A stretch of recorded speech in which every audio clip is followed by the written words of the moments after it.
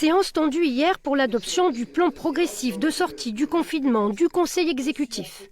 Son président l'a présenté comme un acte politique fort, une stratégie dite révolutionnaire et une méthode qu'il qualifie de hardie. Des mots qui ont fait réagir parfois violemment les conseillers d'opposition. En fait, le rapport de 40 pages compartimente prudemment le déconfinement. Les exigences sanitaires infusent tout le plan. À commencer par la question des établissements scolaires. Les écoles relèvent de la compétence des maires. Mais le Conseil exécutif recommande de ne pas les réouvrir, sauf pour lutter contre le décrochage scolaire et si les conditions de sécurité sont remplies. Pour les établissements secondaires, le rapport tranche. Collèges, lycées restent fermés jusqu'en septembre.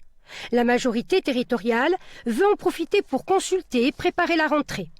Elle prévoit aussi du soutien scolaire et de regarder les situations particulières. Le deuxième axe du plan concerne les transports. 2 périodes sont à retenir. Jusqu'au 2 juin, pas de changement. Une autorisation de déplacement est toujours nécessaire.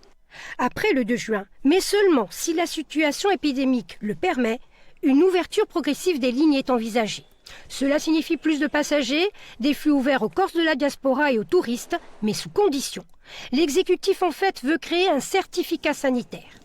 Tout passager, tout touriste voulant venir en Corse aura dû être testé négatif au Covid-19. L'exécutif défend cette mesure comme un outil de sa stratégie sanitaire et de reprise économique. Une stratégie qui repose aussi sur la massification des tests, objectif 3500 par semaine. Enfin, un plan économique de relance majeur est décrit dans le rapport, mais pas chiffré.